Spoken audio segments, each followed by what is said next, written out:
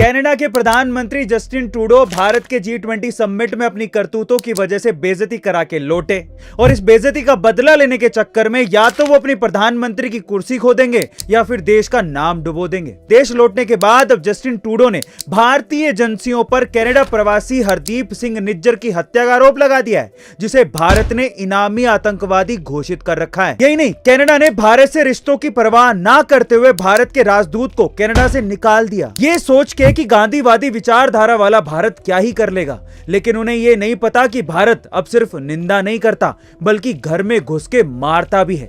भारत सरकार ने भी मुंह तोड़ जवाब देते हुए कनाडा के राजदूत को 5 दिन में भारत देश छोड़ने का आदेश दे दिया। G20 में फ्रीडम ऑफ स्पीच की आड़ में खालिस्तानियों को बचाना जस्टिन ट्रूडो को महंगा पड़ रहा है। ये बात कनाडा की जनता और वहां के विपक्षी नेताओं को भी पसंद नहीं आ रही, पर अब डर इस बात का है कि कहीं कनाडा ही पाकिस्तान की तर्ज पर खालिस्तान ना बन जाए। क्या एक बार अमिताभ बच्चन मरने के बाद फिर से जिंदा हो गए थे? उनकी पत्नी जया बच्चन का तो यही कहना है। कैसे हुआ था ये चमत्कार, चलिए जानते हैं। 41 साल पहले मरते मरते बचे थे अमिताभ बच्चन। 3 दिन तक डॉक्टर्स को नहीं मिली थी चोट, चौथे दिन कोमा में चले गए थे बिग बी, पर एक अलौकिक चमत्कार की वजह से फिर से जिंदा बच गए थे अमिताभ बच्चन। दरअसल जया बच्चन ने एक इंटरव्यू में बताया कि साल 1982 में कूली फिल्म के एक सीन की शूट में घायल होने की वजह से अमिताभ बच्चन को आईसीयू में भर्ती करवाया गया था। हालत इतनी खराब हो गई थी कि वो कोमा में चले गए थे और उसी दिन अचानक से अमिताभ बच्चन जी की हार्ट बीट बंद हो गई थी। लेकिन अचानक से एक चमत्कार की वजह से अमिताभ बच्चन जी की हार्ट बीट वापस आ गई। और अजीब बात यह है कि ठीक उसी दिन उसी समय पर उसी आईसीयू वार्ड में एक इंसान की जान चली गई थी, और जिस इंसान की जान चली गई थी उसकी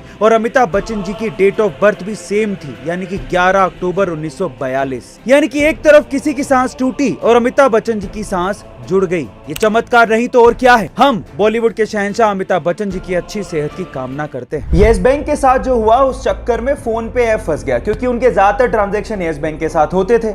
अब 6 मार्च को अचानक से फोन पे ऐप ठप पड़ गया, जिसकी वजह से लोगों को परेशानी हुई। अब इसका फायदा उठाते हुए उनके राइवल पेटीएम ने ट्वीट करते हुए कहा कि डियर फोन पे, पेटीएम सबको अपनाता है, हम आपके कामकाज को संभालने में सक्षम है, हमें आपको सुधारने का मौका दीजिए। इस बात पे फोन पे ने रीट्वीट करते हुए कहा कि डियर पेटीएम, अगर आपका कामकाज इतना ही अच्छा होता तो हम पहले से बोल चुके होते। और उसके बाद जो उन्होंने लिखा वो आप लोगों को सुनना चाहिए। उन्होंने कहा कि संकट की घड़ी में अपने साथियों को छोड़ने की तेजी किस काम की?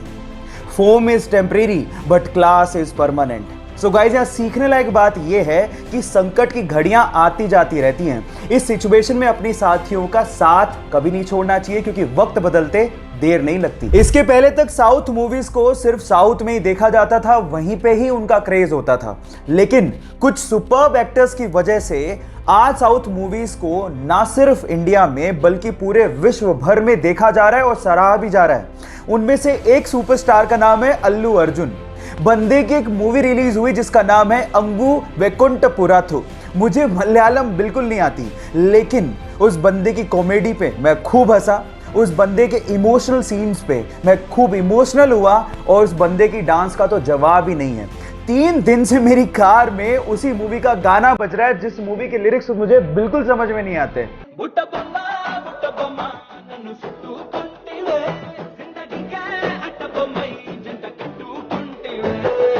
देख रहे हो, मतलब ये क्रेज है उस बंदे का। सो अल्लू अर्जुन, जिसे हम स्टाइलिश स्टार भी कहते हैं, उस बंदे के लिए एक हार्ट तो बनता है।